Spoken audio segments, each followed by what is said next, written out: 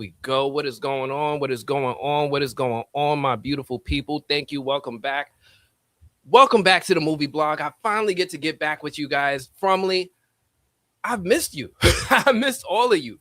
I missed doing this all season long, talking with you, having these theories, doing these breakdowns and these deep dives. And I promised you all who were rocking with me, who were vibing with me and staying with the channel, we were going to do something, right? We're going to do something. We're going to try to make it fun. We're going to try to make it entertaining. And just come together with this wonderful show that we love. So let me just take a quick attendance check. Who do we have up in the audience? Let me see. Christina, good to see you. Thank you for coming through. Christina, girl, you've been holding me down. I saw you go through like every video I've recorded over the past 4 years, getting into the love of this show, joining us as FROMily. Thank you for coming through. Always good to see you. Who else we got up here? Alice, good to see you. Yeah, stay up late. It's going to be a good time. Victor Von Doom, a newest YouTube member. Welcome to the FROMily. Always happy to have you as one of us. Motown Investor, thank you for coming through. Happy to see you. Brooke Whack, what's going on? What up? Princess, how you doing? With the party is start. Oh, you got a talisman in here? Is that Victor's lunchbox? Girl, you doing your thing. Who else we got up in here? Amanda Stewart coming through from emails. I see you, girl. Thank you for coming through. Who else we got up in here? 4 is a lot. Everybody's sitting here like, what channel am I watching? Likes up, people. Thank you for coming through. It is a FROMily affair. Yes, you're new here, Mike Starnes. You're new here. We do need to talk. There's a lot to discuss. Who else we got up in here? I see a few more people up in here. Sandra Ramos, 9531. Thank you for coming through. I appreciate you. Yes, yo. I don't have my Knicks hat with me, but I'm still repping New York. Let's go. Knicks in 5. What else we got up in here? Honey, please stop. I'm new here. Welcome. Look, if you're new here, subscribe. Join us. We here now. Me too, Delaware. What part of Delaware? Wilmington, what up? What's going on, everybody? Listen, I know I'm going to sit here and say hello to everybody if I keep doing this. There's about 150 people pouring in right now. Maybe a few more is coming in through too. But let's go ahead and let's start to warm things up. There's a lot to discuss. There's so much to discuss. I didn't even get to deep dive with you guys yet.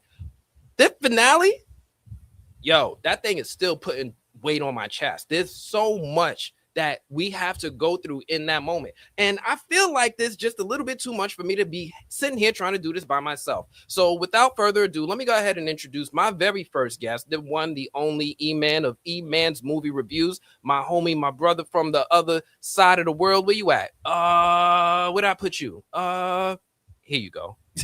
Well. Welcome. Back at it again. We doing it again. Yes, indeed. Man, that finale, you know, the other night we went live and I felt like we were holding back a little. Maybe because we didn't get our deep dives out yet. I mean, listen, we free now. We free now. We's free now. We can talk. We free, boss.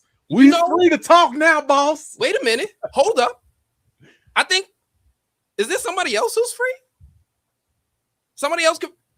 Is there somebody else who's free to talk with us right now? I think so. It's time, man. Well, it's time, man. It's time now.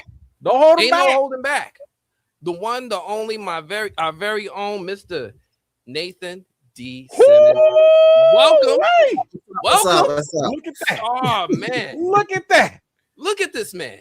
Hey, real quick. I just want to say, this is why y'all got to subscribe, because y'all don't know when crazy stuff like this is going to happen. Okay, so make sure y'all subscribe.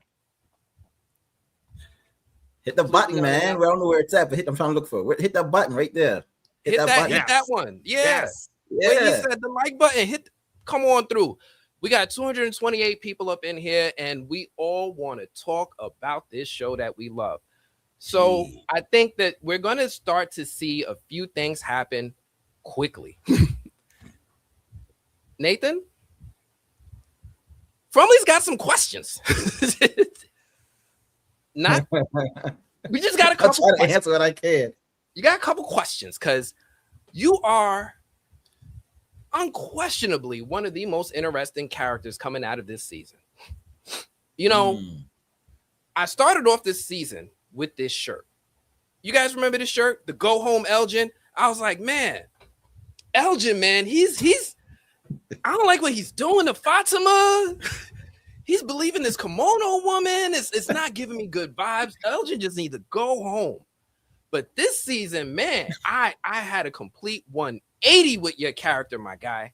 Like, you completely turned it around for the FROMily. I have to ask. I clap for myself. Yes. How does it feel to feel? I clap for myself. Do you feel redeemed? Like, did you go to John and be like, listen, man, don't be doing this again. Give me a new shirt. Like, how did that go? No, every time I talk to John, I'm always like, hey, John, listen, I got a crazy idea. I should come in and like fight one of the monsters and then go and like grab boys, like just the craziest ideas. And he always just looks at me. He's like, no, that's how the conversation always goes. No. I just wanted to grab boy's gun just once. No. You should have grabbed Clara.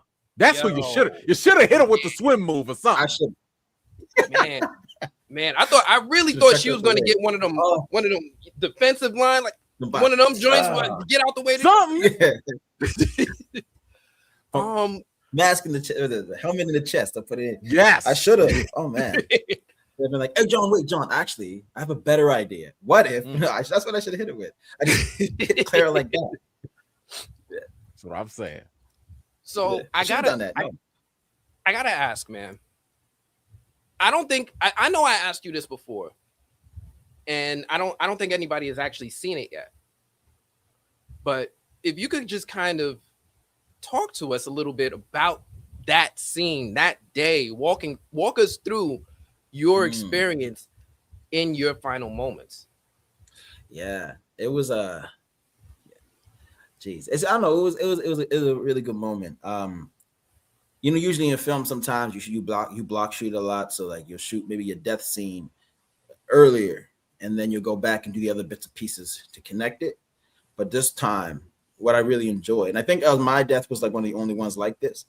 We kind of just shot straight to that finale, right? We did the hand touching where Sophia and Clara, they cornered me and whatever, and Sophia touched my hand and froze my body. See, y'all didn't pick that up.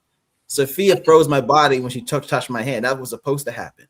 She froze me when she touched my hand. Wasn't I just standing there like, whoa. I see so many Patrick Star memes, man. Like, I was like, damn, bro. She's magic. But she froze can't control bodies. That's a good point. Yeah. Okay. And so we did that. And then we came back. Oh no, actually I lied. We did the sitting at the counter first, at the table first. We did that. Okay. Then we did when she touches my hand, and then we just did from that straight into the back. But it was really like it was magical because it really felt like I felt the climax of that scene at the same time where, like, you know, Elgin moved on when he passed away, where he escaped. I don't know how you want to say it, but when Elgin took that next step, I felt like, you know, I felt that character come off my shoulders, which was beautiful, you know, and I felt like I did everything could have done. Yeah. You know, it's interesting. I'd love for you to respond to one of the fan theories that are out there, you know, whether you believe it or not, is that when Elgin passed away, it just so happened to turn into sunlight again, daytime. Yeah. Do you think that was tied together, or was it just kind of like a coincidence? What do you think? What can I say? Hold on. I'll say this. I'll say in my, you know, my prep for the scene, I kept saying, oh shoot, Elgin like Jesus. That's what I kept saying. I kept saying like when I think in the Bible, when Jesus died, I think it went from day to night or something like that. But this storms, like lightning, all that stuff happened. Yeah. Yeah. Well, I felt the same because like it was nighttime, and then he just when Elgin finally died, it became day. There was no, I guess, there was no like a direct thing that Jack or anyone said to me because they're very particular when they talk. Yes, but he did say like that when you die, they are telling in the crew to work with us because I was done Practically. It wasn't like a CGI, like they actually moved like this like big flag out of the way, so it looked like the day sped up or whatever, like the sun rose quickly. And so that faded out, and then I had to time my scream to when the day came. And one note was that it's supposed to like, you should feel like if, you know, I just had a few more seconds, it would be daytime and I could hopefully escape or something, right? But I just missed it. That was one of it. But yeah, that was intentional. Of my death with the daytime, that was a intention, but I don't know why yet. I can't answer why, but I do know it was intentional, because we had to try to get that right over and over and over. Yeah. Very cool. Okay. That is a cool little observation. Yeah. So now that the season is over and this weight is off your shoulder, you know, you're going to start getting pressed for some of your very own theory questions, right? It's different now. You're one of us. I know. Right? You in the audience now. So I'm curious, now that you've got 4 seasons in, you don't know what the answers are to our knowledge. Can you share with us, if you have one, what do you think is going on in this show? Oh boy, I know. It's what is going on in the show? Honestly, I don't know, but I have ideas, right? What I think, I don't know. It's hard to say. You know, so many things. It's all over the place.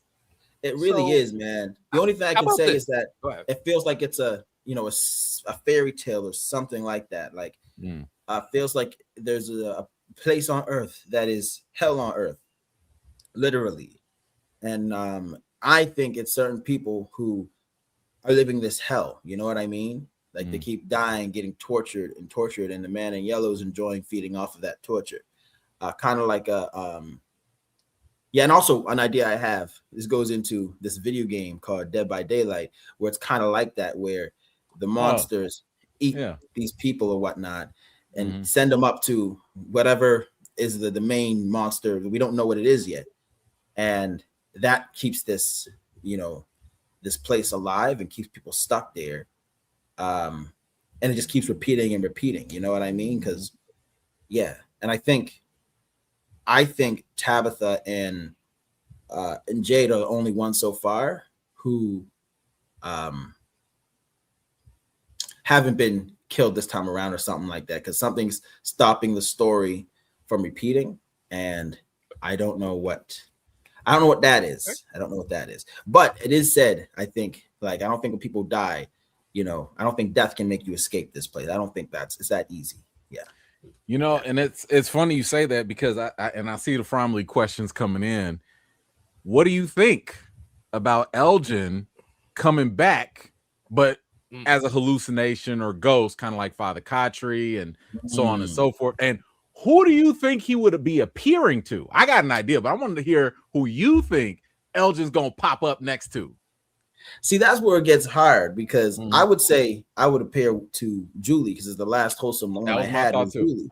Yeah, but Julie's a story walker now, right? And no one else has appeared. You know, I don't think Father's appeared to her while she's in From Town. So I get stuck. Like, who would I appear to after I broke all these bridges? It's not a real connection with anyone except for really Julie on in the town. Sarah, so, yeah. maybe. Now I was about to say, I need you to come back and haunt Sarah. Like, took my eye. Like, I would haunt Sarah for sure. I would haunt Sarah for sure. Actually, go ahead and haunt Clara too. Haunt both of them, okay? Because something needs to happen to Clara. Okay, you can't be just betraying people like this with no consequences. Oh man, it's true. It's true. But Claire's gonna take y'all for a spin this season, man. Like, that's gonna be. I think everything's getting tore up. I think this is the beginning of the end. I feel that way. Because Claire's the most trusted, right? Like, yeah. Well, nobody suspects her at this point. Well, actually, because and I want to make sure that we are not going to get you in any trouble. How far into the story do you know? Because I remember a lot of the cast would say we only get like the first 2 episodes, at a time, stuff like that. With the character being eliminated, are you still kind of given 2 episodes, or are you like you're in the dark now? I'm in the even if I'm not written in an episode, I don't even get that episode, so I wouldn't know. Damn. Damn. On it like that. So do you have to like watch the show? Like, what happened? Yeah, I do. I need to understand anything. I gotta watch it. That's the problem. Yeah, but if I'm in it for even a minute, they send me like I think one episode last year I wasn't in, but at first I was in, so they gave me the episode. But yeah, just for a minute. But yeah, no, I don't get. I got to make it up. I think one of the people on the cast who have the best theories when he gets episodes is Cortion. Cortion in the episode come up and he's like, "Bro, man, no, I figured it all out. Here's what's happening." Like, oh shoot, no, I gotta talk to you. Okay, like listen. So here's what I think's happening. I think it's because he has this whole list of chains everywhere, and then the next time episodes drop, it's like it's completely different. It's comical. Yeah. Well, whatever you do, don't cut your hair because you might get that tap on the shoulder, right? Like you're in don't they film in Nova Scotia? Aren't you in Nova Scotia? Right. Yeah. Right now I am. I'm in Nova Scotia now, but I'm heading up to Toronto. With my aunt soon. Yeah. Okay. I'm here. I'm playing anyone in Canada, in Nova Scotia. I'm playing a Canada Day show on Wednesday night for the fireworks. So yeah, that's my thing now. Yeah, I've been noticing you over here winning awards, doing plays. Yeah. You got a whole nother show? Yeah. Comedy show because they're the 60. They're the 60, that's dope. I'm trying to work, man. I'm trying to hustle, Yeah. So, well, congratulations on that award. I think you were the only member of the cast to get an individual award. Is that accurate? I don't know. Was I? No. I think, was I? No way. For this, I think so. For this one so far, I think it's just you. I think other people are still nominated. There's still some awards coming. I think you're the only winner right now. Wow. Jeez. Congrats. Thank you. Look at you walking out with the cake coming out of From season 4 like I did. I'm holding the whole cast down. All right. So Nathan, I think, this would be a good time. Now, I know we talked about this before, last time we chatted, but for the people that are present, again, shout out to those of y'all that subscribe and hit them notifications on both channels. But I feel like this is the time where you got to defend Elgin's decision. Why the hell did you give Sophia the picture? You gotta answer this. So I know the answer, but I'm gonna give you the platform to defend it because the front people are coming at your neck. I know. Hold on. I know. Here we go. Okay, big screen. Okay, listen, everybody. Listen. I know you're upset, but listen, the reason why Elgin gave Sophia the photo is because you have to understand Sophia is an innocent, unassuming person, right? That's number one. Number two, the rules of the world is monsters don't go inside. And there's a tailspin on, right? That's number two. Number three, nobody knows how to leave, right? Or knows anything about the town. But yet we see a girl who is in a photo from like 100 years ago. So maybe she's the connection, right? She's the key to get out. But to double check, you have to show her because like she might have amnesia. So if you show her the photo and you point to it like this, it might, oh my God, I figured it out. Clue in the memories of shoot, follow me. I'll show you how to get out of here. So that's why, that's why Elgin and I had to do it. It just takes, one, if you had anyone had dementia before, sometimes you just got to sing their favorite song and then they remember. So that's what Elgin was trying to do. He was trying to stimulate Sophia's brain so we could, find a way out. Yeah. Oh my God. Gaslighting. It's not gaslighting. Do you remember the 70s? Because I see this picture. Yeah, hold on. You look the same in that photo. Girl, you remember? That don't crack neither? Like, what's going on? How old are you exactly? So you must know everything going on. Just real quick. Y'all have heard, I'm talking to the FROMily now. Y'all have heard the defense. Let us know in the comments. Are you with this? Do you believe it? Do you not believe it? Is that okay? Because I don't want no more rumblings about what Elgin, his decision. Did that make sense? Feel free to let us know in the comments. Okay, hold on. Let me. I gotta, he need a redo. Hold on. I get the cross-examine. Right. Oh, you got it, bro. Go ahead. Okay, all right, let's try it one more time. Sorry, Your Honor, since this is new evidence was entered into, and I want to speak specifically on the fact of dramatic irony in the situation where Elgin doesn't know that Sophia's been acting shifty and shady. He just seen someone say, "Hey, can I help?" Very calm and very cool. So like that's very unassuming, and the whole time she's been helping everybody else like build a ladder so they can tear down the tree. So how can you think that could be a bad person, right? So I think Elgin showing the photo once again is like a key to the plan, right? It's a key. So he doesn't know that Sophia is shifty. Elgin's been in his room for the entire episode, entire season. Room, and then he was getting dirt for Fatima. Yeah. So like he doesn't know. He doesn't know what's going on. He just sees a cute little girl say, "Hey, come over," and he say, "Hey, have you seen that photo?" And look at the photo and stop. It's a bonding moment. He was trying to make a bonding moment. That's what I'm trying to enter in. Elgin's trying to find a bonding moment with Sophia so we can get to know her a little bit better. You low-key pointed out how my man Elgin has had one thing on his mind for like the past 2 seasons. First, he's hollering at Sarah. I was gonna say, this man loves Bond. He sure loved the Bond. Yes. Hey, Sarah. Hey, girl. Hey, he sure knows how to pick them. He does. You went for Sarah, you tried with Julie, and now with Sophia, bro. Listen, crazy ain't bad. Sometimes crazy is the best loving you'll get. Listen, all I know is Dr. Umar will be very upset. Very disappointed. I know that much. Feel like, what is happening, my brother? Just buy the one to pick from when we go for back to. That's also true. Slim pickings. You got what, 47 people, 46 people. Listen, Dr. Umar would say, "Oh, no, I can't say that." Nah. Oh my goodness, the wild stories. So, I got questions. I got some more questions. Go ahead, man. Great. So, I've been looking online, and you mentioned like some of these things were going to come out.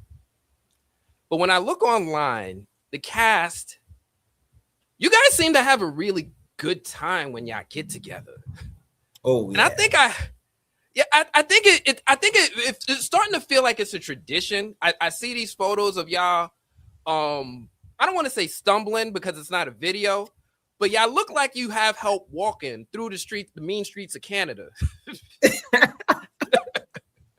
Listen, and it happens like every year. I'm curious, like, how do these things happen where I see photos of you and the cast walking through the streets in Canada in costumes? Like, I'm gonna try to pull it up, but if you could kind of talk me through it, I'm gonna pull up some of these photos I have of you guys. Oh boy, I think I saw Accordion walking around as Cyclops. Somebody was a Tooth Fairy. What is happening? Wow. Oh yeah, man. Ricky the Tooth Fairy. I was Cyborg. I wanted Cyborg. Nice. So Cortion, Cortion, and I think who else? I forget who, but like me and Cortion talk because one of my favorite holidays is Halloween. Cause I love dressing up, as like creatures and stuff like that. And every year so far, Cortion has there's Sam Brown. Cortion has does a Halloween party, right? And he hosts a Halloween party every single year. And that's it. Like the first year I remember we did it, the Halloween party I think that was the craziest. We went to this club and a few people, and I knew some of the bouncers in the club, right? And a few people were they were gone. And so the guys come up to me and saying, "Hey, Nathan, you got to get them out of here." I'm like, "Okay, no, chill. They're chill. We're gonna hold on to them. They're fine," because we were just turned, right? So it's a lot. We love to listen. The FROMily, especially the young people, not even the young people, all of us. Scott's outside. Yeah, we like to be outside. Harold does too. Yes, that's Cortion right there. Harold does too. Harold, like every night, every Wednesday, there's a club. Harold, Liz, us, we all go to every weekend with live music and stuff. So yeah, we make sure we try to enjoy our time together as much as possible. Yeah. Excellent stuff. There's the boy. There's the boy Cordion right there. I'm going through some other stuff here. Sorry, say it again. You guys got to get him on. I do. I do. You know what? I'm gonna try to make it happen. Next time. Let's see if we could get like a group thing going. If you're available, if we could get Cordion on, I'm gonna see if we could get a whole thing going. Yeah, for sure. Yeah, I got some things I got to talk to Cordion about. Specifically. You know, yeah. I mean, there's this running meme. I don't know if you guys have heard it about Ellis's character, and there's a question as to, I don't think it's a question, it's a belief that he hasn't done anything this entire series. Useless. Absolutely done nothing. Yes. He's a good partner. He's a great partner, and I think he challenges like toxic masculinity in relationships. So I think he's got to go. If he was an emotional support animal, then yes. Yeah, exactly. Like, yeah. Sure, but let's be honest. Almost everybody in the FROMily, we ain't here for all that drama. I know it's important, but we ain't here for that. We here for the supernatural. This man don't be trying to do nothing when it comes to the monsters. He's like, hey, Donna, can you get somebody else to go? I don't want to go. I want to stay upstairs and hang out with my wife. I understand that too, but it's like, bro, we trying to leave. Like, we trying to get out. Listen, I think he, Ellis, the character, jumped out that window and like pretty near broke his arm. And after that, he's been playing it safe. You know, and the last time he tried to like stop a fight, he got stabbed. So he's smart, I think. Well, he was drunk too. So he was drunk. Exactly. Yeah. And it was the same person he started a fight with the week before. So it's so true. No, but what I love with Ellis, though, people forget Ellis is a superhero, right? He's the only character. Like Elgin lost the eye, and he was messed up from season 3 to season 4. Ellis got stabbed in the heart, and he was up and lifting things like 2 days later. Like he's a superpower. He's a superhuman. I think that's where, and of course, obviously, this is no shade to Cordion, of course. We just poke fun at Ellis, but like I think that's part of the playful frustration is because I'm like, hey man, you young, you strapping, like you should be out here gung-hoing it with everything. Like you should be Rambo out here, but then you're gonna let your 60-something plus year old daddy, senior citizen with Parkinson's, carry a whole dead body by himself. What are you doing, sir? What are you doing? Why are you not helping? Listen, and I've told my audience this in fairness. I brought this up to Cordion and he agrees. He's like, yo, I want to do something. He does agree. Yeah. But I don't know, John. I don't know what it is. John got to put the kitty gloves on Cordion. I don't know why.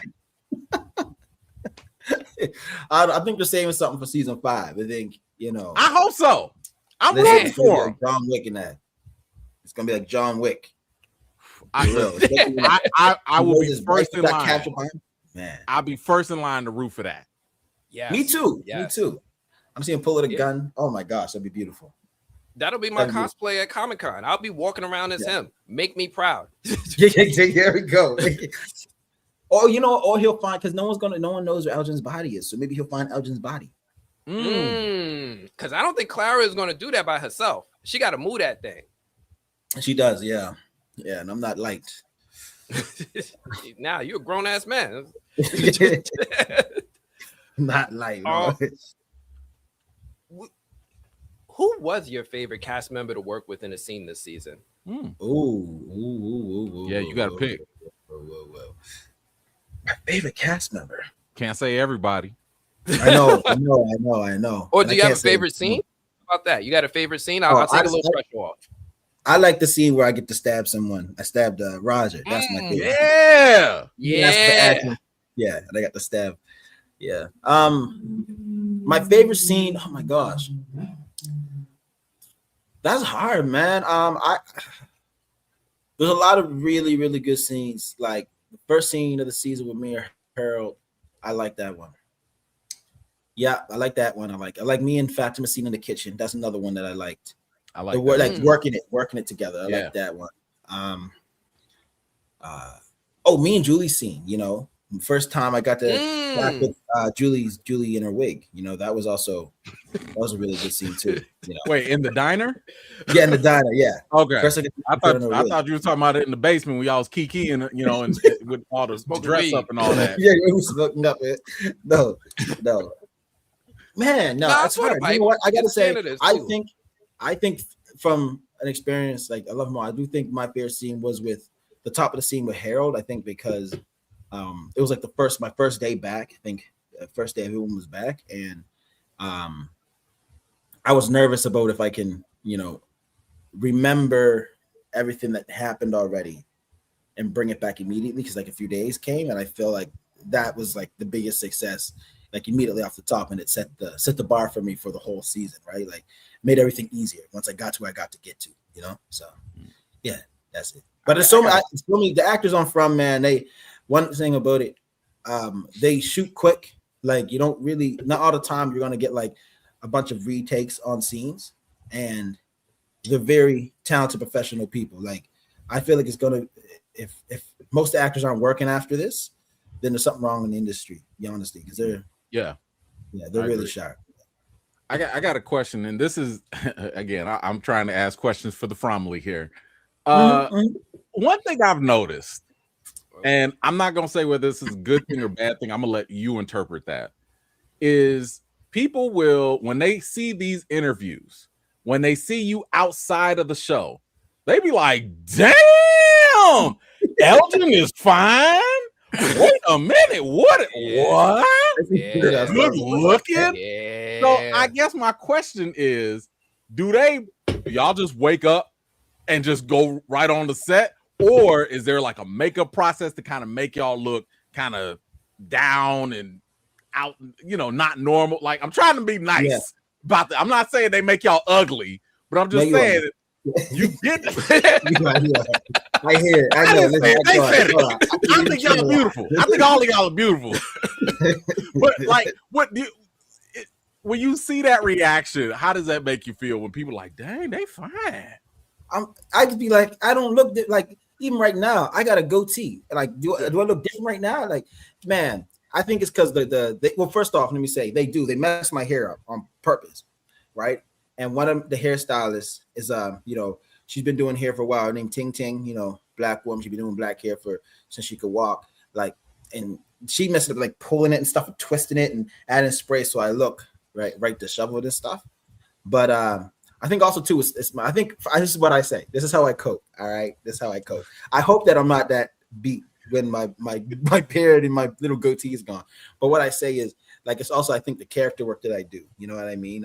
Like the character work that I prep for and embody, so I can feel like Elgin instead of, you know, me. We're different energies entirely. You know, I got like ADHD type brain. I'm scattered and stuff. But yeah, I think it has to be that too. If not, then like I can't ever cut my beard. That's how I think you're on something, because I mean, you know, for my 90s kids, I mean, you got the Steve Urkel, Stefan thing going on. You know, they're like, hey, maybe I've judged Elgin a little too harshly. You know. Yeah. Well, too late. Y'all want him gone because he's ugly. He's gone. No, but shout out to your performance though, because obviously, you know, I think that is a testament to your ability to deliver such a drastic character, such a drastic change in persona.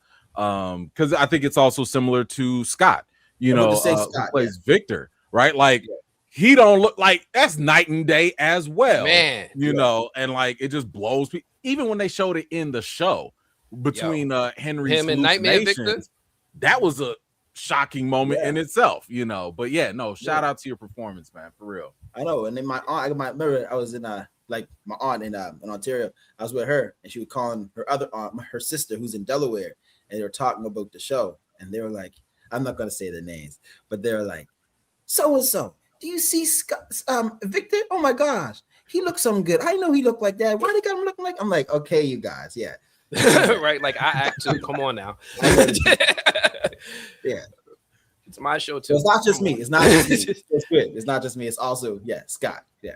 Scott. Well, you touched on something interesting here, because you mentioned Tink Tink, and you have a black hairdresser. Oh yeah.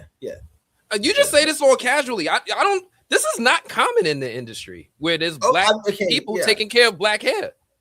Yeah, no, that's actually. I think I've been lucky, you know, maybe because I had a black hairdresser, Ting Ting. She managed my hair. I think Carol's and some other people's. I hope so. Yeah, she was managed, and also we had someone else named Tony, like a white girl, but she's worked with black hair before and stuff. So I'm happy with those two, especially and Mindy touching on my hair and stuff, right? But usually when I'm on set, Ting Ting is the one who makes sure that I'm looking camera ready and stuff. And that's special. I've been lucky because there's another show I had the chance to work on called Washington Black, and on that one too, everyone was black, like the makeup artist, Jeremy getting on these progressive shows, man. Yeah, I do. He's doing his thing, man. Yo, you're blessed and black. Yeah. You know, one of the things I noticed about From, E-Man and I often talked about was how diverse this cast is. It made us feel welcome. It opened the door for the FROMily to be who we are now. That's true. I remember talking to Angela, and she talked about how behind the scenes, and she's a huge advocate for fairness and equality with her work, with her organizations. I've never heard of a set like this. Like you guys are an anomaly. This is such a unicorn show, both in front of the camera and behind the camera. I what is it like for you? Like, have you been to other sets where it's like different? Yeah, like, no, this is normal. Oh no, man! My agent. So many shows, so many shows where it's like, I don't want to say no names, but some shows like people having like almost like protests, like the black people on the crew in Nova Scotia were like having protests, and some of the actors were too, and they had to bring it to producers and stuff like that. Like I've been on shows where black people were very disrespected, right? And it's being from just the black perspective. And so when I came on From, and the first interaction was Pega was speaking to John about something with her character and Iranian heritage, and John took the time out to go and talk to her. You know what I mean? Which is very special, and try to adjust things so that she felt safe and secure. And same with Angela. Angela, she wanted to speak to John about some things, about being black and representing on screen. And John took the time to hear her out and try to adjust. And like that's, I think from the top down, I think that's just a beautiful place to work, and it makes you able to do your best work because you feel welcomed and not like uncomfortable because of like what you represent on the screen, Hair has been such a big topic of discussion this season. Did you try on Julie's wig? No, I didn't. I swear there's going to be a photo of y'all back behind the scenes. People passing around her wig. I should have. Oh my gosh. No, I didn't, man. Dang. I missed out. Actually, the better question is, how did y'all react when y'all saw the wig? I've seen Hannah. She was like, she had preferred to just have her hair cut, but they was like, nah, some things could happen or whatever. So they put the wig on. Like when y'all saw the wig, do y'all just be like, oh, that's nice? Yeah. Like what Hannah, do y'all say? Hannah, you look great in that wig. Don't listen to any of the haters. Hannah, you beautiful in that wig. Yeah. But does Nathan like the wig? No, I think it's funny, man. Like it like sticks up in the back and everything. That's comical. I see some things in the square on the screen and like the DOP 10 or whatever. And it just see like sometimes she would move and the wig staying back there. Oh man. I know you kind of fan out, especially with Cordion. Do you have like a favorite theory right now that like it ain't got to be the biggest theory or whatever, but like just something that you're like, man, kind of like this, or I want it to be true? Really? Like no, not yet. I think like the theories that I was clinging on to, they kind of like got ripped, and so I'm trying to find the next theory that hooks me. And I was the theory that got ripped. There's a theory about like Viking mythology in the From town. And I was following that, looking at these YouTube videos about it, and then once they moved past that, I was like, man, I want to like. Now I don't know. Like, I'm uncomfortable now. Yeah, can't find one that I'm like, okay, this got to be it. Because I was stuck with that since like season 2, season 3, going to season 4, and it just all changed. So what do you guys do when you come across a theory you guys really like? Do you guys collaborate? Do you guys show it to each other? Is this something you guys work off in silos and you're like, mine was right, yours was right? Like, how does this go? Yeah, I think we talk about it. We definitely do. Sometimes when we have those big scenes and like we're up at base camp and everybody's usually it's Cortion's trailer or maybe Harold's, whoever got the biggest trailer, like Cortion, Harold, no, not even got biggest. Those are the people usually. Cortion, Harold, or whose trailer we going to? Maybe Ricky's trailer. People go and like that's sometimes what we talk about. It's like where we think the theories are and like what's gonna happen. I think that's also a way we can why we bond so quick. You know what I mean? I think even one of the biggest ones from this season was like, who is Julian? Like, what was Julia gonna become? You know, that's something we all talked about, right? Yeah. But yeah, we do, of course. That's what makes it so good. We're, the people creating it are so invested. So, yeah. So I know that a lot of times you guys don't actually, because as you mentioned earlier, you don't get the full script and all that. So do you have to watch everything in real time, or do you guys get screeners so that you can watch it early, or do you have to watch it with us at the same time it airs? Oh no, we get screeners. Okay. Like I had episode 9 and 10 like back like beginning of June, but I like to watch it like unless I'm doing like interviews that say in between that I may watch up to, but like I like to watch it as it comes out with everybody, just so I can get like be with people, when they're reacting on online. Yeah. You have watch parties? Yeah. So I had a watch party. It wasn't a big watch party. I watched it with like 2 of my friends, like the last episode. Yeah. That was fun. So I gotta ask, what did you think, or what was your so like maybe we can kind of get into the finale, and I'd like your reaction. So when you found out, I mean, a lot of us were thinking about it anyway, that Fatima finally turned into Thriller Fatima or whatever. Like, what was your reaction when you saw that actually come into play and fruition? Oh, it was scary. Yeah, I think like that made, for me personally, I didn't know what that meant for, I guess I still don't, like with Pega's character. I didn't know if that meant she was also dead, like her soul was gone, or she was going to be dying slowly. Like I didn't know like what that meant. But now when I watched it, I really feel like she's like the superhero of the show now. Right, because she can control the monsters, turn into the monsters, and maybe now they actually have a way that they can fight against the monsters. You know what I mean? Yeah. But what is she going to do with the Golem? That's what I'm also curious about. Listen, I've been asking this question from the jump. I'm like, you ain't gonna build that big old thing up for nothing now. Yeah, it needs to come into play. Everybody's expecting it to come to life and be like, she's going to control it like Pikachu, like attack. I'm still looking for the Golem versus Smiley. I want that to go down. Yeah. Or at least the man in yellow versus the Golem. Something, man. Like that thing built up, just standing there. I'll take. Yeah, it did have the little smooth criminal link, Yeah. She built it with her in. Okay, well, a quick follow up. What did you think about? Because this scene kind of messed me up a little bit, and it was the very last scene with Sophia and that freaky little boy in white.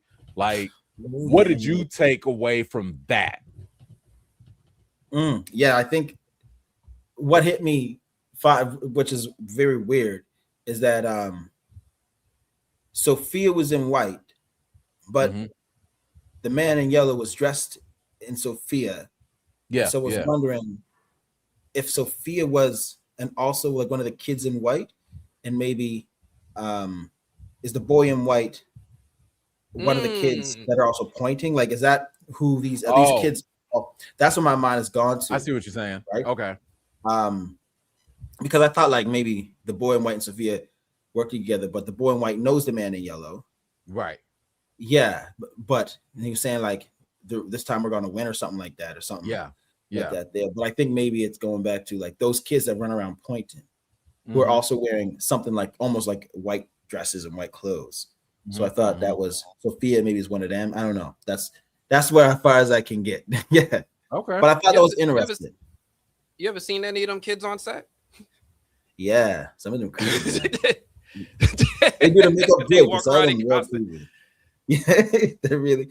Listen, same with the man in yellow, Doug Hughes. Ooh, yeah, like my gosh, he's not even in character. He's creepy. Like, but it's so funny because he's the nicest guy too. He is. But like, I'm like, yo, stay. I told him stay away from me. Like, it's creepy. Oh, they do a good job. They do. They really do. But I'll give a shameless plug. I'm working on a theory to explain who the boy in white really is. Well, can I hear some? I think. Just let it out. It's yours. I know. But it hasn't been well thought out. So, but I'm getting the kinks out. I think that he does have a connection with the children that were sacrificed. Because one thing I was looking at when I was going over my theory, I was looking at the clothes that they were wearing. And the boy in white's clothes, that could be, I don't know. They're not like modern, but they're not like that old from the 1600s either. Yeah. And then I was looking at the clothing of the children that were sacrificed. And when I look at the clothing, I'm like, these could be within the same time frame, maybe, Yeah. And I like the fact that you brought up the white, because a lot of times when you look at ritualistic sacrifices, what are they usually looking for? Virgins. What's associated with virgins? Wearing white. So yeah. I do think that there is a connection with them. I think, and I'm not gonna give the big thing away, but I do think that the boy in white knows the children in a very deep way. Yeah, I'll leave it there. Okay. Yeah. Okay. That's okay. Okay. You gave a lot of food for thought there. I know. Listen, I told you I told Anthony I was working on this theory like 2 hours before this happened. I was just like, I was in the zone, just like, oh, there it is. So y'all give me some time. I'll put the video together so it makes sense. But I do believe that they have a very specific relationship. And I would argue in episode 9, they might have given us a big clue right in our face and nobody realized it. I like the tease. I know. I'm sorry. That was good. I felt like that was written out like, it's coming. Yeah, it's coming. Set your notifications, y'all. Oh, here's a theory I have. Okay. Here's something I thought about, and I only picked up on this when I was watching it. I used to watch this show. What was it called? I think it was called The Cure, maybe. Something like that. But they had zombies, but they called vampires, but they called the vampires the Strigoi. And the way that they were looking was very similar to how the From people are looking. And so I think my theory with the From town and everything, I think it has to do something with people who are trying to escape death or live forever in this self-sustaining community that's off the grid. They all came here, but somewhere down the line with this deal, something got corrupted. And so mine's half-baked, but that's as far as I got. Listen, almost everyone's theory is half-baked at this point. So don't even feel bad about that at all. We all work together. Yeah. Oh man. No, that's good though. Listen, that's good. When I get it done, I'm gonna send it to you. So please, Yes, I got you. I'll sit in that, stew in that. Yeah. Oh my God, that gets me excited. Shoot.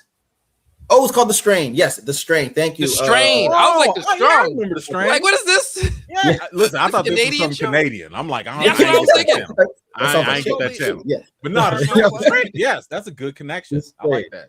Yeah. The Strain. Yeah, that's it. Yeah. So I think it's something with vampire. I really feel that's something to do with vampires have to be invited in, but they have a talisman instead of like the invite in. And I think somewhere along the way, kind of like in The Strain, they're trying to find a way that they can live forever. Maybe it's off of this old vampire that's down in the ground, rooted through the tunnels, and all the other people who are vampires now live in those tunnels. But everyone also now can live forever. but metaphysically, and that's why they get trapped in this web. Yeah, that makes sense. That's where I think I'm going. Yeah. All right. They did have like worms in there too. Yeah. I feel like I've been monopolizing Nathan's time this night. Oh, I don't want to keep you. Oh, yeah. No, I ain't kicking you out. This is like almost like a little check, like how much time we got. But I do have more questions. Because you're giving us so much insight into behind the scenes. What's one thing about filming From that fans would be surprised to learn? Oh, most days are only like 10 and a half hours long. I think that's what's crazy. Oh, wow. Yeah. Most days are like, yeah, it's a dream job. Like, yeah, so of course you got longer days. Some go 12, some go 16, but a lot of the time, man, when the sun's setting, they're packing up and leaving. Like, it's just crazy. Is that just for one episode? Oh no, for like every day of shooting. For every day. Okay. Yeah, for every day of shooting. How long does it usually take to shoot like the season? Like 5 months. 5 months. Okay. Last year we went from July, I think beginning of July to the beginning and end of November, beginning of December, and then reshoots if they needed them. But yeah, 5 months. Okay, so I was trying to do the math because I want to say shooting starts soon, like next week or week, whatever. So for all those wondering, it ain't gonna take no 2 years for the next season to come out. Some people been thinking it's like gonna be forever. I'm like, it's gonna come out next year. It's gonna be out in April. Like that's the same time it came out this year. Yeah. Yeah. So April-ish. Writer's strikes. Okay. Yeah. Okay. Knock on wood, man. Listen, that ain't nothing. We can wait till April. It's not you. Listen, it's gonna be a bang. I know. Listen, I know people upset with it too, but like one thing I know from like talking to John and like Jeff is like they already have everything jotted out, right? Like they have the plot points of every single season already jotted out, and they're just writing of how to release that information. And so I think season 5, people have questions. I think we're all going to learn in season 5, like a proper mystery, you know, like you get everything at the end, unless you can figure it out beforehand. So that's what makes me excited for season 5, because if you can figure out the story before we get to the end, you're one of the smart ones. If not, then you're just gonna, be there for the ride, right? Just normal. Man, the FROMily is loving this Canadian accent coming out. My Canadian accent coming out. They don't normally hear it this strong. We're hearing all the aboats, projects. The boat. That's it. I'm curious with this season. You also had this. It was different for you because you had the eye makeup, right? The prosthetic. Yeah. So I'm curious, like, how long did the eye makeup take? And did you ever like forget you had it on and just stare at people in between takes? Like, who took my cookie? Who drank my apple juice? Like, how did that go? Yeah, no, it's on for the whole day. They like stick it, my eyes glued down, and then they put a prosthetic over it. And usually it takes, when we first started the top of the season, it would take like an hour and a half, 2 hours to get the color properly. But towards the end, like an hour, which isn't bad. So I get time to like sleep if I'm tired, because I get called early. But yeah, no, it's hard. The only thing I don't like about it is like over the day, like I'm a sweaty person, so my eyeballs sweat, and the eyeball sweat loosens up the sticky glue, and like my eyelash would keep flipping inside, and I had to like try to pull it out as much as I can. Like I'm grabbing onto the whole thing, trying to pull so get my eye to come out properly. But yeah, it itches so bad, stings. Yeah. Was there ever a scene that was supposed to be serious, but somebody kept breaking because of funny moments? Oh my gosh.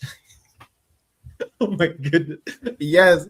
So there's a scene where Henry runs in and he's like yelling at like Boyd and Dave or whatever.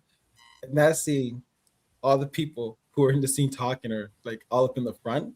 And then I think me and all I remember is Ricky. And like Ricky was just cracking jokes the whole time. And the camera's pointed back, so we're in the background. And like I just kept breaking. Everyone kept breaking. Him, and just kept going all the way down the line, right? So that's wonderful. Yeah. Ricky, okay. Flip that. Ricky would make you break 24/7. Flip that. Are there any scenes that you recall that got you all watery eyed, and you was just like, I can't, like, just thug to it. Oh my gosh, so let me think. Oh, and I wasn't supposed to cry in, especially I say. Yeah, I was going through right now. I'm still doing this season. Last season, of course, was a bunch, but this season, I think the kitchen table one. That's the biggest one because I think even when we were first shaping that scene and building in, like breaking down, starting to cry and stuff. But that's not what the scene needed in that moment. It needed for me and Fatima to come to that understanding of each other. But yeah, that was a hard one because that was this attention of like what I did to her and her forgiving me and stuff. Like it was hard not to cry. It was hard not to. Had to suck that thing back up my eye. Nah, that was not the eye. That was a great scene. I love that scene because I thought it spoke to both of your characters' true nature. You know, in terms of like Fatima just always being that positive, can find the good in people type person. Because it would have been real easy for her to come in that kitchen and smack you the hell up, you know, after what you did to her, you know. But at the same time, even for you, for Elgin, he was just kind of like, I was just trying to get everybody home. Like I believe the kimono woman, you know. So I love that scene between y'all two because it was just so like, damn, these are really people just caught up in the mix. Yeah. That's why I loved it too. There's some truth and some realness in there about people and forgiveness, you know. And I know people that's done some wrong, you know, to me and people in my family. And you gotta, if you don't find a way to forgive, it just gets, you know, worse and worse, right? Yeah. Speaking of realness, if you could steal one prop from set, what would you take? And you can't say the Polaroid. Like that thing's cursed. Nah, that thing's cursed. Thanks, I can't see the Polaroid. What did I say? If I can steal one thing from set. Oh no, I don't want that. That's too. You don't want that screwdriver. Yeah, no, close. Close. I'm gonna say I want to take Boy's gun. Ooh. Okay. Bravo. Yes. Bravo. Okay. I would have taken the Gollum, but that's fine too. I was thinking the spear. Like I killed something with this. This is the totem with the lightsaber. Yeah. The big old totem. Yeah. The totem. I don't want a totem. That's everybody probably want totem. I want something like gritty. That you can use. Yeah, that I use exactly. Oh, that's weird. Like stab people. Yeah. No, for sure. I had I don't know if you do like the fan events and stuff, but like, can you talk about like, have you had like a really memorable fan moment? Maybe you just at the grocery store, somebody walk up to you, or just, I don't know, like anything special when it comes to the FROMily? Yeah. For me, which one I want to say recent. So one day, you know, so my uncle, right? They sell driveways. So I was out helping him, you know, just learn the family. It's a family business out there, learn family business and help him out. And some man, a UPS driver, drove down the street and slew down, looking at us, and then he sped up and kept going. Then he turned around, and I was like, "Wait, what's this person?" And he came back and stopped. And I'm looking over like, "What is going on here?" You know, I'm starting to get a bit anxious. And he says, "Hey," I said, "What's up?" He said, "I know you." I'm like, "Nah." It's like, "You don't know me." He goes, "Yeah, I do." And I was like, "Okay, where you know me from?" And he said, "You're on that show." And I was like, "Oh, okay. Yes, I am." Yes, man. I was the anxiety. I thought he was trying to hit me with a like, drive-by or something. I don't know.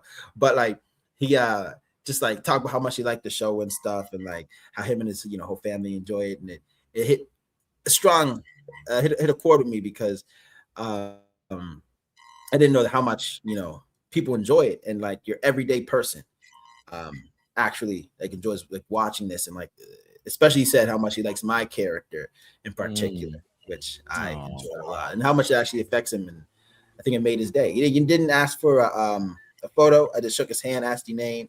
You know, we chopped it up for a bit, but yeah. That's nice. That's one of the newest ones that really actually blessed me. Like, I'm doing something good. Like, my performance can actually touch someone. You know, the show I'm on actually means something to someone. And that, no matter lie. That's dope. Man, I hope you guys get all the flowers, all the love, all the support in person. I hope you guys feel it, because one thing I see with this FROMily, with this audience, it's very strong, it's very passionate, and it's very unique. It almost feels like one of those rare, once in a few generation type audiences that stays with a cast like the cast of Firefly, right? Like, people love that cast. They stay with Nathan Fillion, they stay with Gina Torres, they stay with Alan Tudyk. I think you guys have that. I agree. I don't think ever have to worry about working. If you ever run out of work, you can always hit the Comic-Con circuit like the rest of them, and you will always see the FROMily come out and show you love. You would like one of the Power Rangers for us for life. So I just wanted you to know that you are loved. Thank you. With that said, I'm curious, now that we heard the most loving reaction, what's been the funniest fan reaction that you've seen to Elgin this season? Oh my gosh. I think the funniest one is I seen on Instagram. No, you know what? My fun was a I think it was a DM under one of my comments or one of my hidden DMs where this person was just cussing me out. The other character, and I was like, man, what are you doing? Like it's make pretend, you know? Like, why are you getting all this bad? What did you do? What did you do to piss them off? I don't know. It was something about like just because I think about the Sophia photo once again. Like, it was so stupid. Yeah. That'll do it. And I was like, that'll do it. Make pretend. Like, man. Yeah. That was the funniest. That was absolutely the funniest. Yeah. That recently, it's been other ones that I find were hilarious too, but that was the funniest. Actually, had me laughing. All good. All right, Nathan, man, we definitely want to respect your time here. Are there any parting thoughts that you have when it comes to the fandom, the show, anything you want to leave us with, brother? Oh man, I want to say thank you. You know, I feel like the fans are great, and I want to thank you, E-Man and Anthony, because I think you guys really did, you helped really push the show into bigger horizons. You know, you're helping build the community, and the community is what the show is. Like, the show's good, but the community is what makes it as special as it is. So I want to say thank you, and hopefully, if they're writing and they're starting to write and they're like, dang, we're missing something in this show. Hopefully they say, I know, get Nathan back. Hopefully I get brought back. But if not, man, this has been a pleasure. And, maybe sometime in the future, I'll be on another show that has as much desire and talk to, and we can chop it up again in this type of medium. Right. So, yeah. All right. Well, listen, we're hopeful for it. We're hopeful to see more of Elgin. I'm still hoping that you come up and haunt some characters in season 5. I'm just going to throw this out there for E-Man. I know if need be, he's willing to be a body double, put on the eye patch, be a Colony House murderer in the backward. Just put a word in John's ear for him. I'll try. I will. K Sarah. All right. Sarah. Thank you. But Nathan, thank you so much. I really appreciate you coming through. We always love having you. I can't wait to have you back, man. I'm going to hit you up when we get the whole gang here, like Power Rangers. We gonna form the Megazord. I get Cordion, I get you. Maybe I get Ricky. We get E-Man. We're gonna do this whole thing again. We gotta get both of them. We gotta get all of them together. That'd be all great. Of y'all. Yeah, the whole gang, man. The whole gang. Trust me, From is great, and interviewing people one-on-one is really good. But you got to get the gang together, and there's certain people in the gang that takes the professionalism out of the room, and that's who you. Yeah, that's what you need. Yeah, this is what needs to happen. Yes. Hey, before you go, any other things that you want people to check out? Anything, movies, TV? You know what?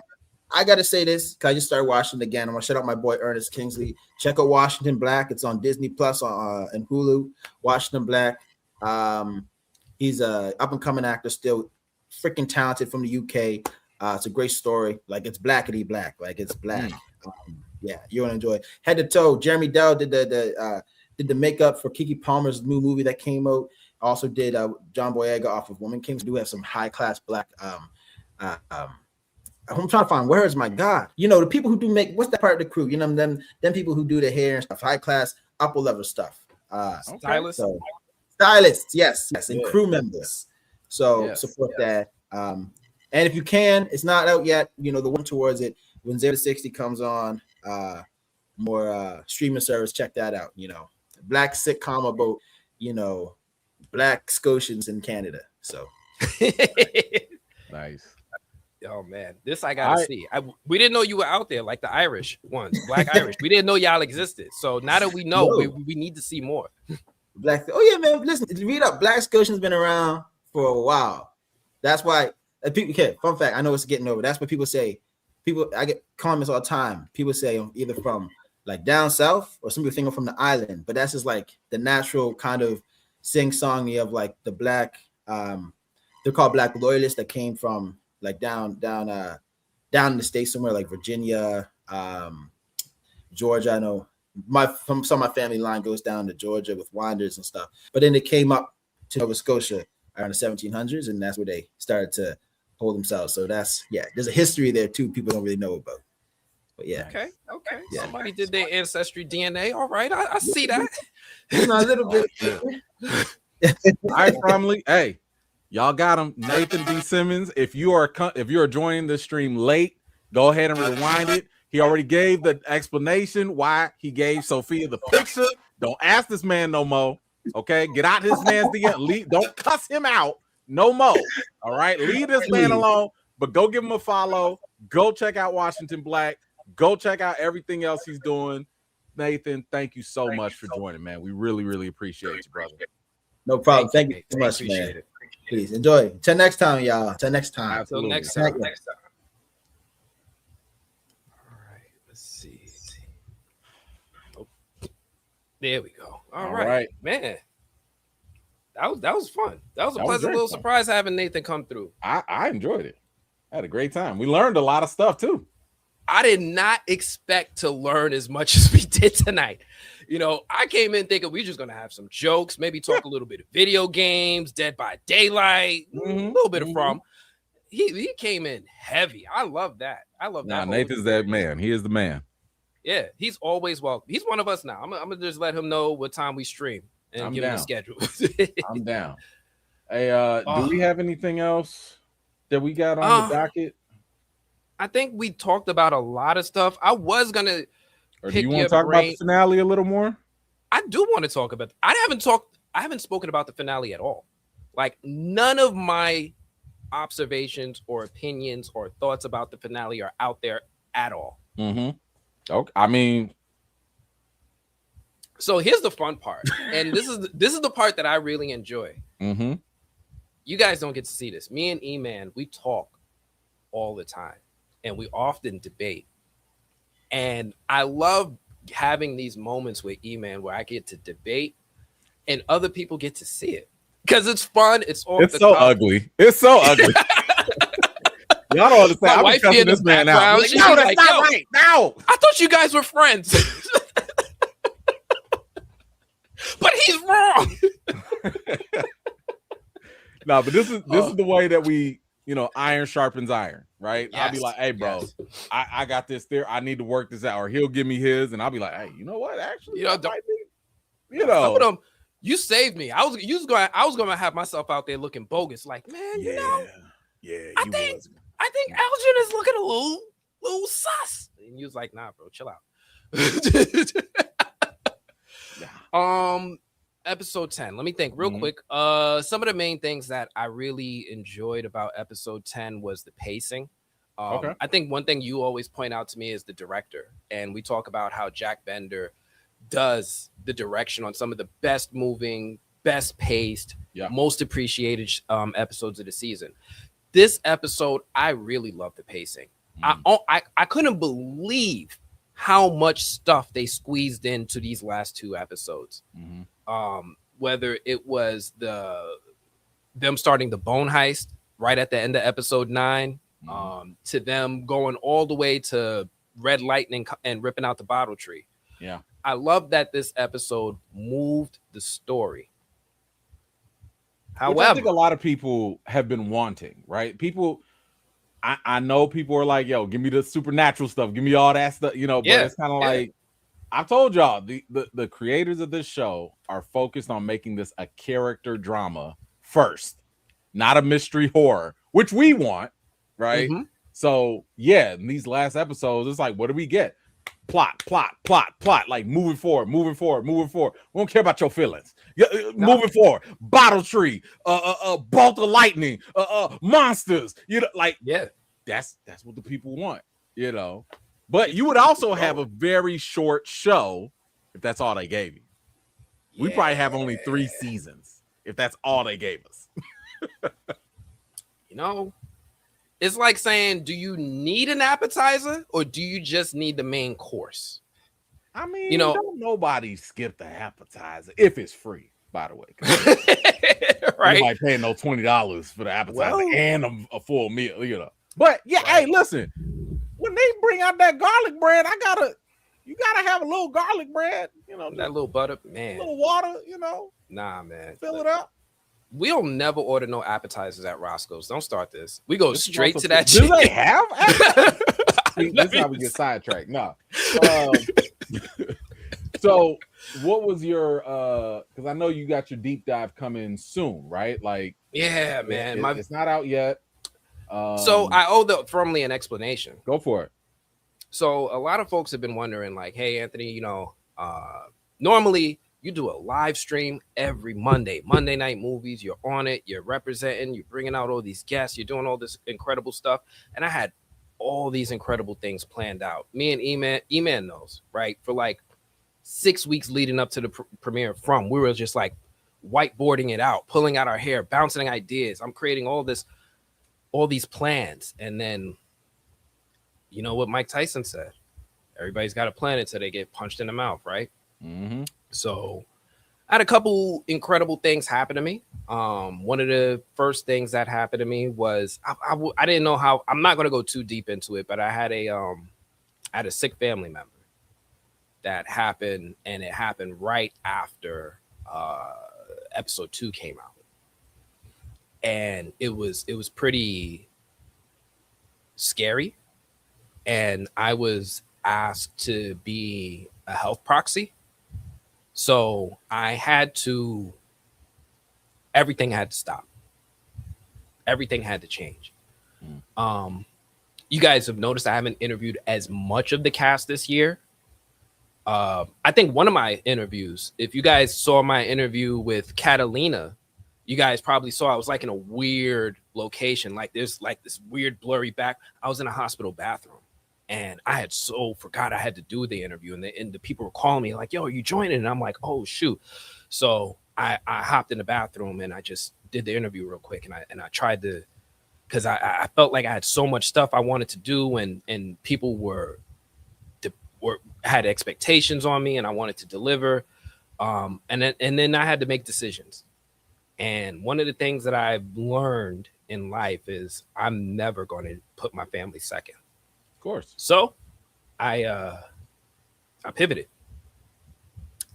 So and I don't regret it, because every moment that I pivoted benefited my loved one. I saw it in real time.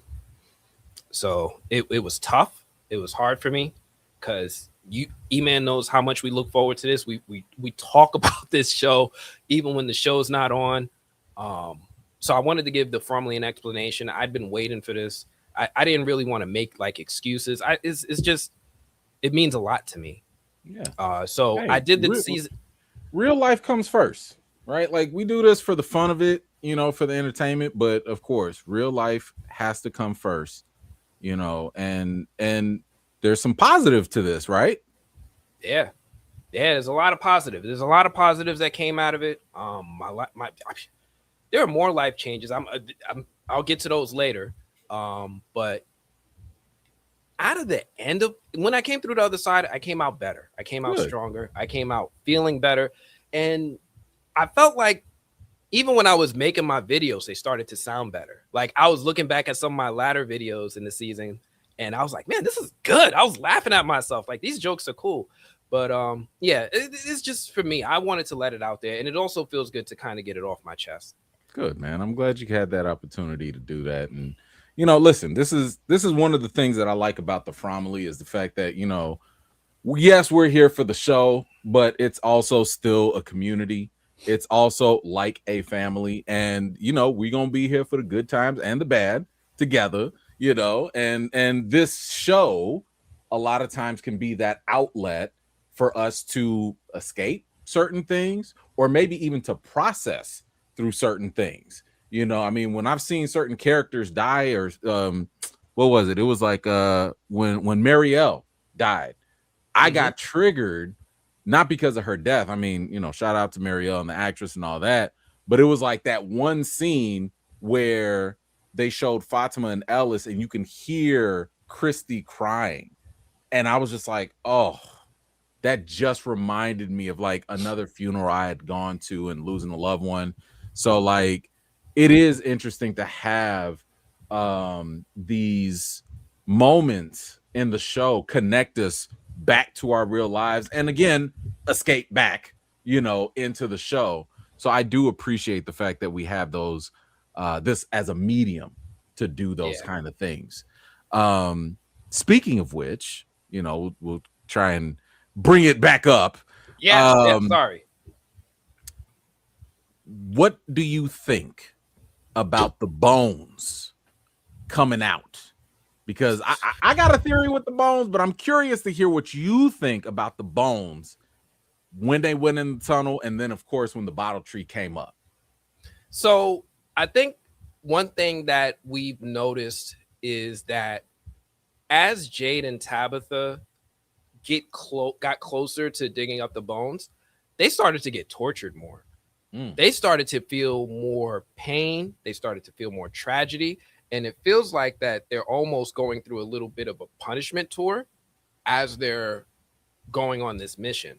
So it's not just a mission of them saving the children's bones. I think part of it is a mission of them remembering what they did. And we still don't know what their part was in the sacrifice. And I think we're going to be horrified when we find out what they did. You know what? And I think that when they talk about, because I think this was John Griffin that had talked about, like, we know the why of what happened, but we don't know the how, right?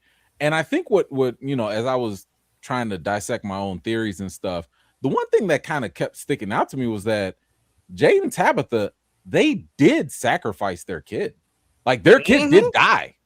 Okay, don't forget that ashy little girl that was doing this weird thing in the camera, that was their daughter, and they died. So I'm just sitting there, I'm thinking like, wait a minute. In my mind, for whatever reason, I kept thinking to myself, oh, Jade and Tabitha, they were going to do the sacrifice, but then they backed out. But no, their kid died. So what now? What does this mean? So anyway, that's just something else I was thinking of. But like, you're right. When they did start messing with the bones, at least Tabitha started to ankooey a little more. But that's also something interesting to me too. Jade don't be ankooeying nothing. He had to have a mushroom trip to even have some sort of memories unlocked, I guess, if you even want to call it a memory. But like, he's not having the same type of experience that Tabitha has. And these are the only two people that we know that are actually reincarnated. So I have a theory, and I'll give this one out. I'll put this one out there. I don't mind. I don't even know if it's my theory. I could have got it from someone else, but I don't think Tabitha is the one who's supposed to save the children. No, I agree. Jade is supposed to be the one to save the children. Yeah. Tabitha is there. She's along for the ride because it's her daughter that was sacrificed. But one thing that came up throughout the season was the children were calling for Jade. Yeah. And even though she's having these haunting memories of the Nkui children, he's the only one who's been low-key giving off main character energies from season 1. From the moment my man learned that this was not a joke by his friend Toby, and he saw that symbol, he's been on a mission. He's been able to see the kids too. If I'm not mistaken, once. it's only him and Tabitha that have seen the kids. If I'm not mistaken, he saw them twice, right? So he saw them at the bottle tree, and then he saw them in the chamber when he went in the tunnel. Yeah, by himself. Yeah.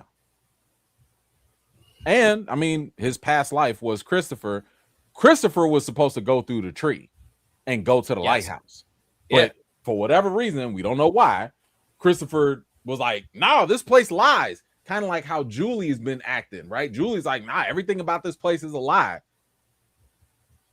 So I don't know what went down with Christopher, but yeah, it seems like Jade was supposed to be the one to go do whatever it was supposed to be to save the kids. I agree. So yeah, he's giving me main character energy. The Bones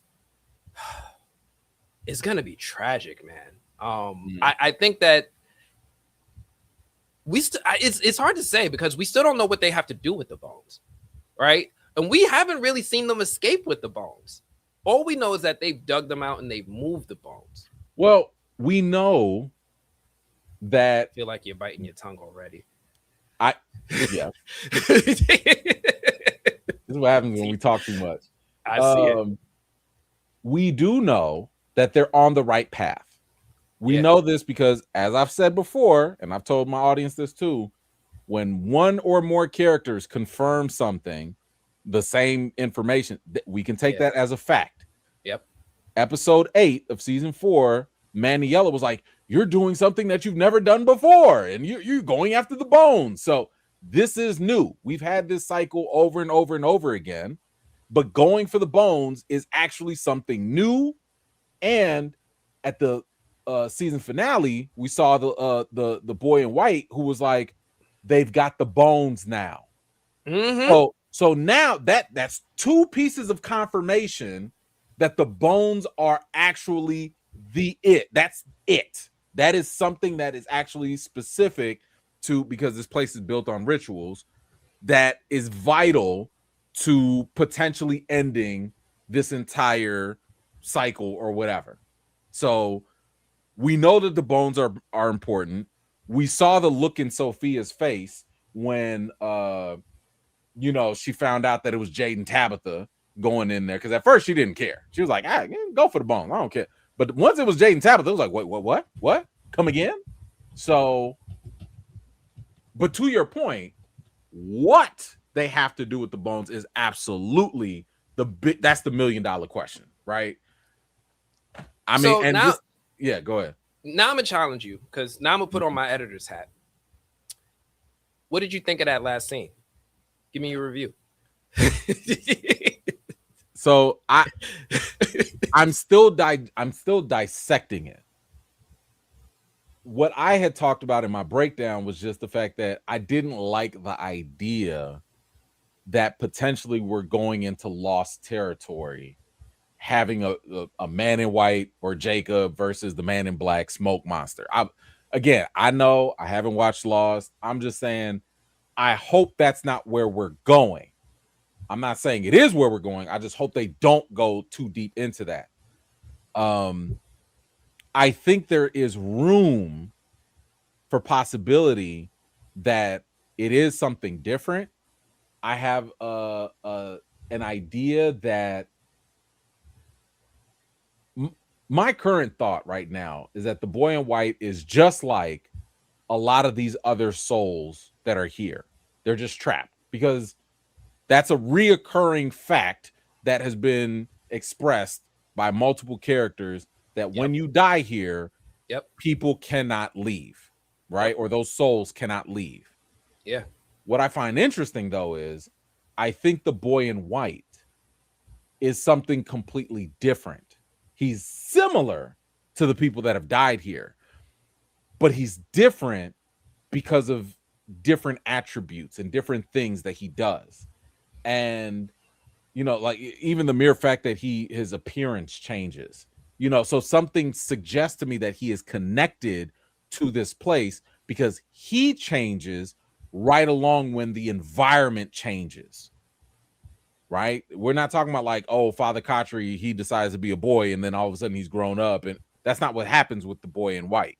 So he's clearly something different but familiar in this place, especially with the fact that he's able to choose who he appears to or not. And it's a very selective list. Like everybody does not get to see or even interact with him. No. So that last scene to me was interesting in the fact that what it did was it confirmed to me that the bones were important. It also confirmed that the bottle tree, even though they uprooted it, that's not the final. That's just a hurdle. Yes. It's not like an end game, because it's not like the man in yellow was like, nah, they did they pulled the tree, so game over. He was just like, nah, they pulled the tree. We'll see.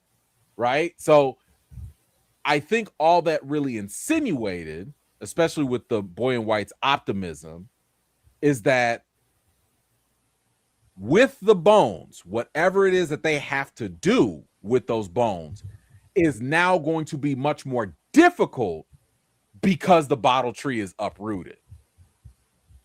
And the other thing I've been thinking about right now is just, can't y'all take the truck and drive it in reverse and replant that tree? Is that hard? Right back in? I'm no gardener. I'm just saying, like, can't y'all can't just pull it back up and go the other way? I don't. It don't work like that, bro. I don't. I loved it. I freaking loved it. Because I'm biased because it validated a major theory of mine. I had this big theory about why From is happening, and I put the theory out over a year ago. For those of you who've been rocking with me, I'm at the movie blog. I put this theory out about a year ago. It's got the man in yellow and the boy in white on the thumbnail. And I said, I think these mofos are playing against each other. I went into detail, and I've actually went into all the evidence that the show has been planting between seasons 1, 2, and 3 to support what we saw at the end of season 4. So I was really, really over the moon about that. But I also love that it set the tone for season 5, right? Season 5 cannot shift from the pace that we have now from these last 2 episodes. It's got to be all gas, no brakes at this point. Yeah. So I love no time for filler. There's no time for filler. Nah. So I love that part of it too, because it confirmed that we're in the end game. It confirmed that these two are playing a game, and it solidified some of the pieces in the game. One thing that I really loved about the finale is that it almost painted the bottle trees as independent players. They're not the boy in white's bottle trees. They're not the man in yellow's bottle trees, but they're there and they teleport stuff. The man in yellow can use it. The boy in white can use it. Everybody can use it. I feel like we're on a game board. Like we're playing a board game. There's pieces and we're trying to get to the other side. And there's all these little things along the map that can warp you, teleport you. And I love that they're setting it up that way and leaning into that mythology going out of season 4. I want to resist the idea of a game, of a cosmic game. So I'm not going to take it off the table, but I want to resist that it's the case. And I think that it's probably interpreted as a game from the perspective of the man in yellow, because he clearly has a sick sense of humor, and in his sense of humor, human suffering is part of it, I guess.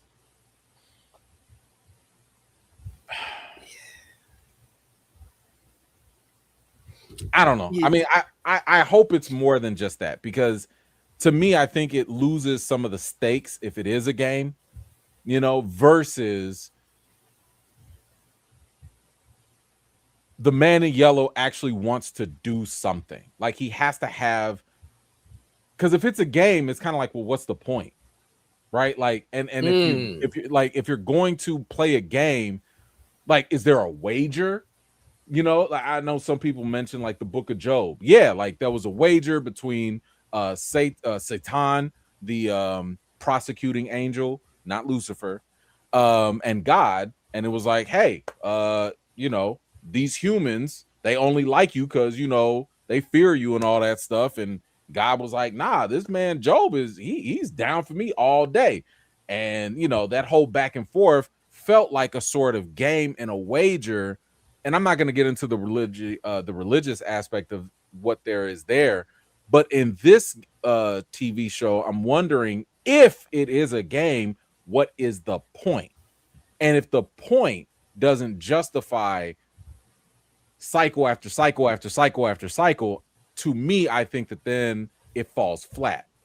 So what I'm hoping is that there is some sort of bigger picture here. Maybe, and I'll give you credit for this as well, maybe the man in yellow is trying to find a way to go into the real world, right? Maybe the man in yellow is, and I think of Welcome to Derry, where Pennywise was like, I only have one job, and that is to consume people and be a world eater, right? Is the man in yellow similar to something like that, where maybe it is a game, but that end game is world domination? I'm going to be able to go out and mess up everybody and be Freddy Krueger and kill them in their sleep and feed off of their suffering. Now I can kind of get into that where the stakes are higher. And I'll throw this other thing, and I know we're spitballing here. I don't know, and I don't think that it is a game, only because I don't think that the boy in white is equivalent to the man in yellow. Wow. Like, I mean, have we seen him do similar things or abilities? The most I've seen the boy in white do is, yes, he can appear and reappear to people, but I haven't seen him do any type of real magic. I've seen him talk telekinetically with people, or telepathically with people, but like, it doesn't seem like he has powers or he does curses or magic or anything like that. So it's kind of like he just seems like Casper the Friendly Ghost. So we don't know. There's potential for him, and I will give you this because the show plays it loose. With Tabitha going home, there's potential that he sent her there. Yeah, potentially. Yeah. One thing we saw this freaky little boy in white do is pop up in the real world.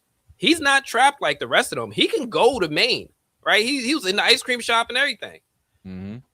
So he does seem to have abilities. Wait. Did he send her to the real world, or if we go off of Dale's mini theory, does he just happen to know where the exits are of this pocket dimension?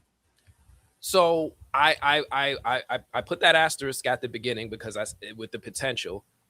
But he definitely pushed her when she got to the lighthouse. He was like, look, this is the only way. Right. So that was all him. As far as initiating her going there. So he has potential. He has potential. I can't say that he's.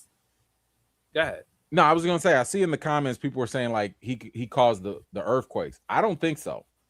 I don't think he has that ability, because as we've seen at the end of season 1, this place in itself has a mind of its own. Is that your Krakoa theory out? I didn't even put that as a theory. It was just observation, but that was basically from what Sarah's brother said. If you try to leave, this place pushes back. And then it was confirmed by the boy in white, where it said, yes, your brother was right. You guys, or this place got angry. Yeah. So this place that causes storms, that ruins the soil, that probably causes earthquakes, that's not the boy in white. He didn't say, I'm the one that brought this storm on, or I'm angry. He is a separate entity from whatever the entity is that is this place. that controls the mother nature-like phenomenons. So again, I don't think the boy in white controls anything outside of he's maybe working with it or he just understands it. Because he know the one thing he does know, he's like, hey, go in that tree right there.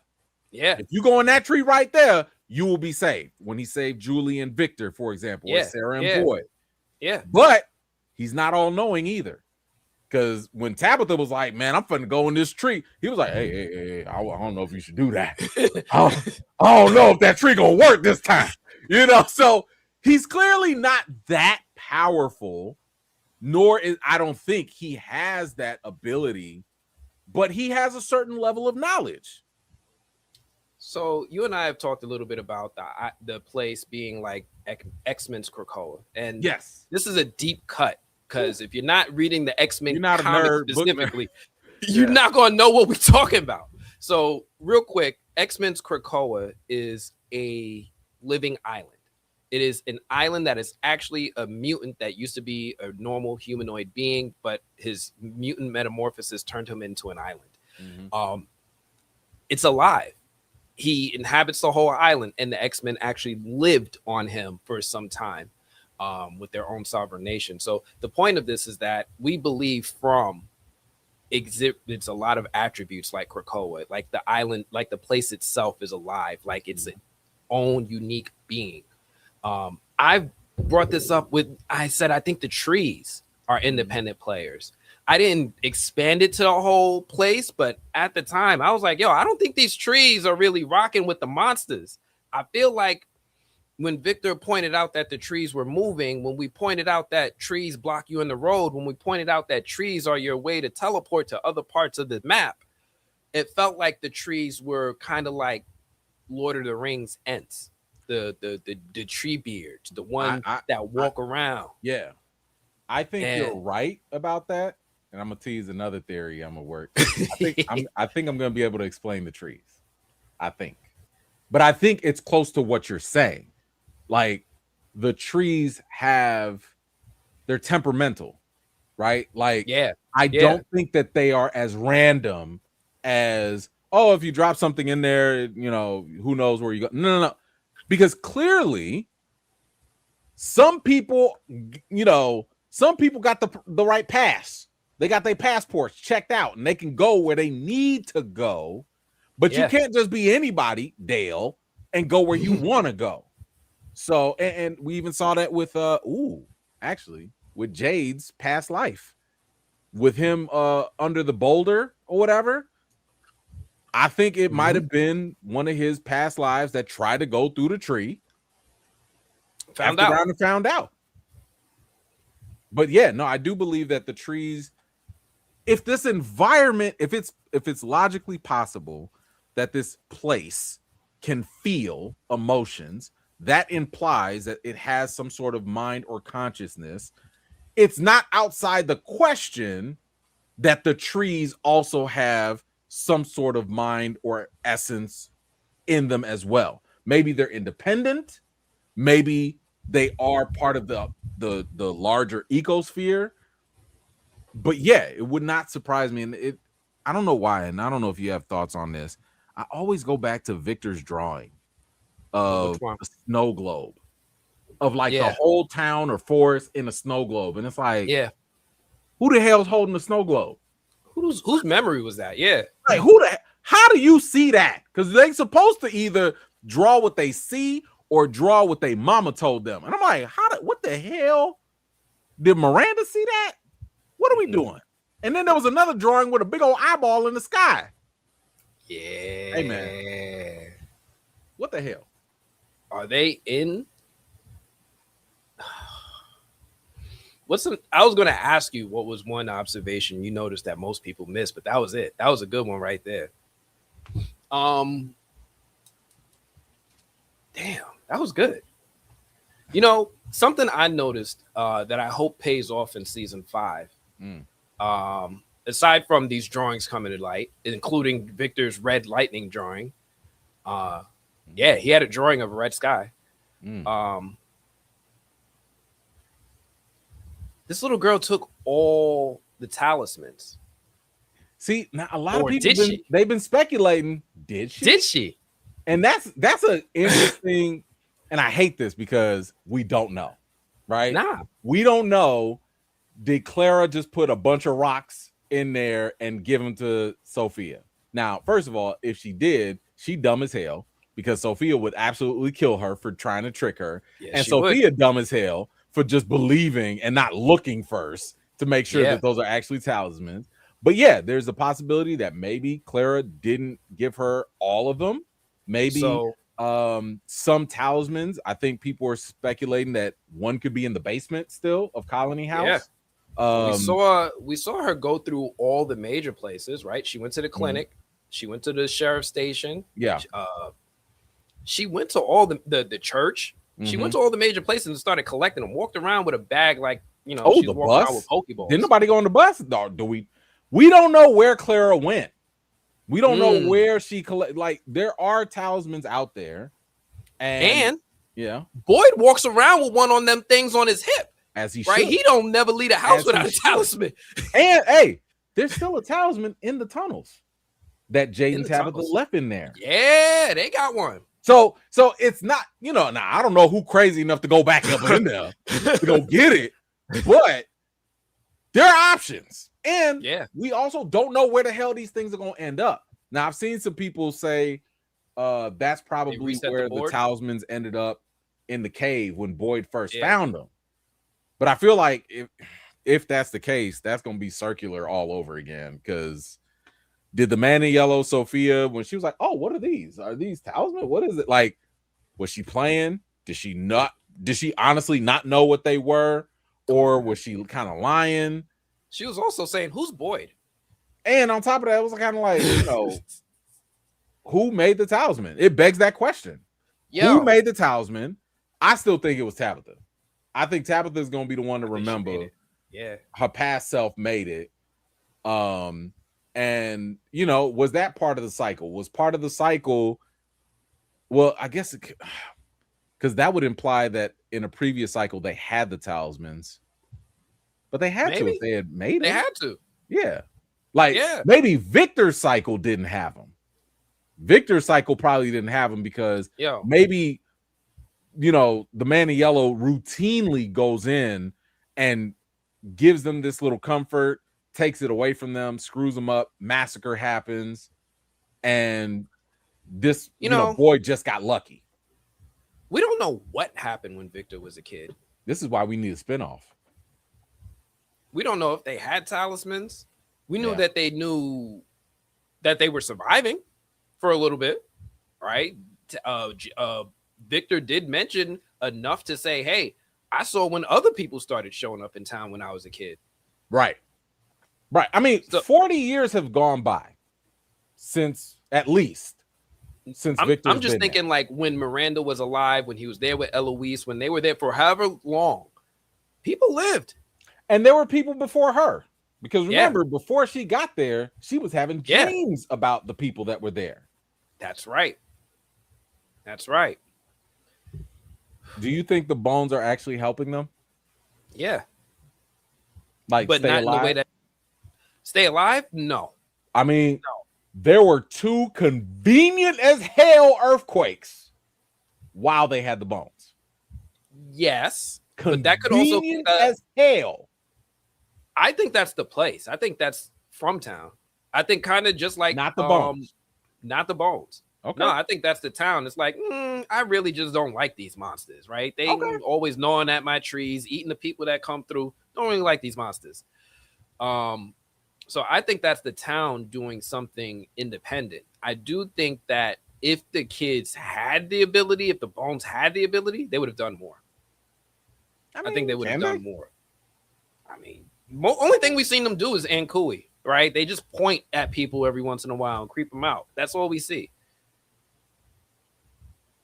Do you think this is the final cycle?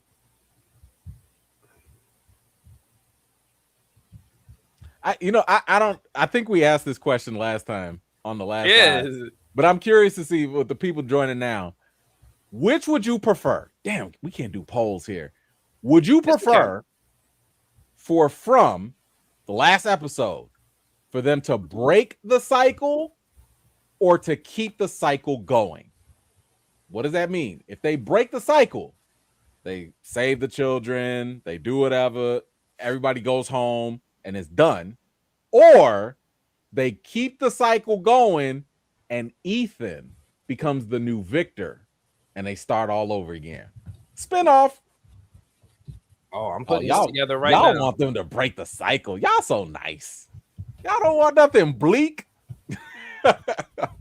Y'all want them to break the. Okay, people want them to break the cycle. Okay. Wow. I just think it would be dark as hell. Because listen, and I'll give you one other thing to think about. Ethan rarely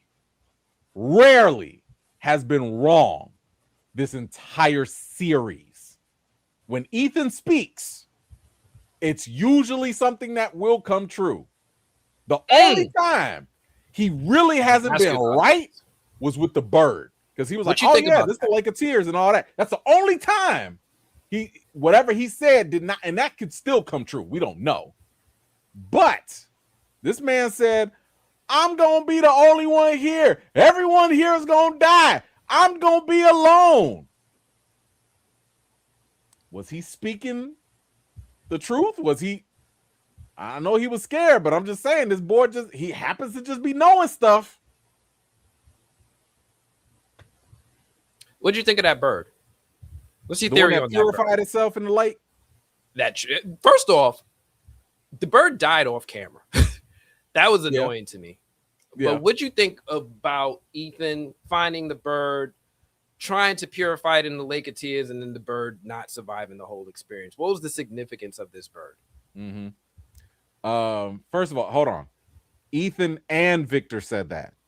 I'm talking about the because I see somebody said Ethan didn't say that. Ethan said that to Julie when he found out that Tabitha was not coming back, like in the van. So he was freaking out. He did say that. But I thought that for one, and I don't know if other people caught this, I was shocked that we just noticed that we ain't never seen no other birds around this place. I was like, wait a minute. All we have seen are some crows. You're right. We ain't even seen a dirty pigeon or nothing. You know, not a robin, a blue jay, a sparrow, nothing. So I thought that was very interesting that that was different. But I think, and I'll throw this back at you. I think what is stuck with me the most is what the hell is up with the Lake of Tears, because we have this situation where we learned in the last episode that the man in yellow can only take the form of people that are dead, that died here. Jim died early.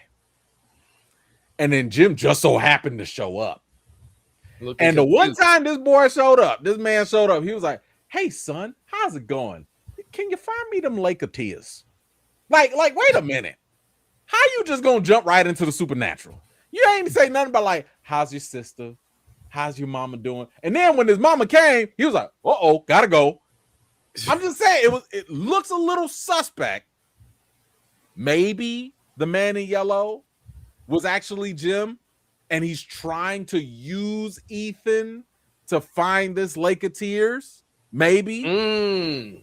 Or maybe it is Jim, and Jim needs maybe he's trying to actually help Ethan and be like, hey, you need the Lake of Tears. Maybe that's part of saving the kids. What do you think? Do you think it's the more devious man in yellow trick? Or do you think the Lake of Tears is actually for real? Like, what do you think? I think Ethan would have been able to tell. Well, no, he even questioned it afterwards. Do you think that was really Dad? He did. So he did question it, but I do like that his initial instinct was that was Dad. Sure. Right. He only started to question it after others started to introduce doubt. And he started to get emotional about what this place was doing to him. Keep in mind, he freshly just saw his dead daddy. That was fresh. That was fresh. I'm sure. And he was willing to go talk on the radio with his dead non-brother Thomas. He might have been able to for anything. So, yes, but it's hard to discern when even though Ethan is going through emotional and he's having an emotional reaction, does that mean he's wrong? Right? That's the question. Right? He, like you said, he's always spitting, especially when he starts talking about the lore, the logic, and the rules of this place. So when he first saw Jim and he's like, nah, that was Jim. He said, we got to go find the Lake of Tears. It makes sense in my head. I told Victor. Victor didn't question it. He recruited Jade. We squatted up. I love that because it validated, one, Ethan being right all this series, and two, it started to give us momentum that, yeah, everything he's spitting, everything he's saying, including this Lake of Tears quest from Jim, is on the money. So for right now, I still believe him. I still believe that was Jim. Okay, so and this is what I like, because me and Anthony, we talk about this when it comes to making theories and stuff. One of the best things you need to do if you're trying to have a theory is to prove it wrong. You like, it doesn't matter how much you believe in it or you want it to be right. If you want to shore up your own theory, you have to prove it wrong. And I like what people are mentioning. Some people are saying, yo, the man in yellow doesn't teleport. He can't teleport. My question is, do we know that for sure? I mean, if you would ask me, Batman a couple times, right? I mean, listen, Batman could do it, but like, if you would ask me, hey, can the man in yellow talk to people's heads and minds? I don't know. Like, if you asked me that in season 3, I would have had no idea. Next thing you know, he's over here like Jackie Chan's boy fighting now, and he's hitting up Sarah in her mind, right? So I don't know, and I guess the only other maybe challenge I would say is that when he popped right up behind Tabitha out of nowhere, and I'm like, man, can he teleport? I don't know what. We know this thing ain't human. He's clearly something. I don't know what he does. Maybe he is a giant spider. Maybe he came down like Spider-Man on the street and we didn't even see him. I don't know. Why not? I don't know. And yes, he did collect Jim's tooth. He did mention that as well. So that, again, this is one of the things that frustrates me with From, is the fact that there's so much information that is omitted that, like, it leaves a lot of room for possibilities.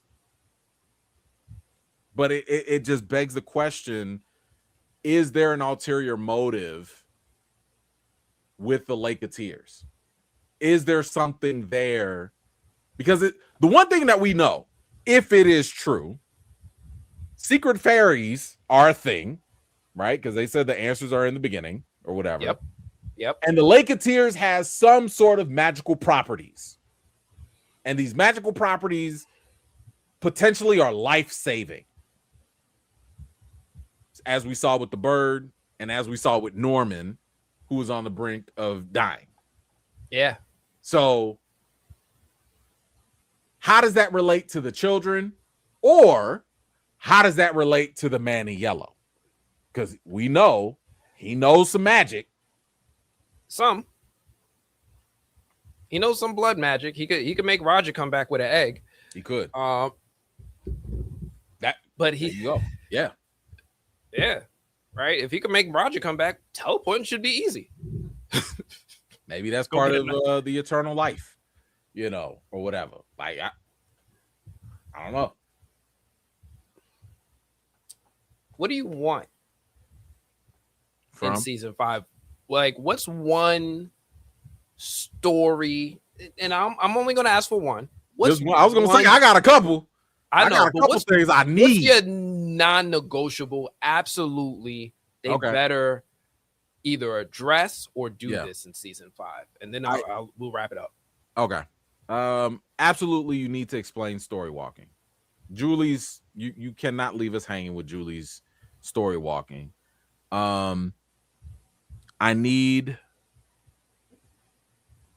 and I think the story walking should fix certain issues. So, for example, like how everybody's like, "Oh, what about that monster that says, 'Hey, Julie, don't you remember?'" So I think Julie's story walking can tie a lot of things together, especially if you're just like, "Hey, by the way, she's the cause of this, and this," right? I need the Gollum to do something, because you ain't about to play with these mud monsters and not do nothing with that. Don't send us off.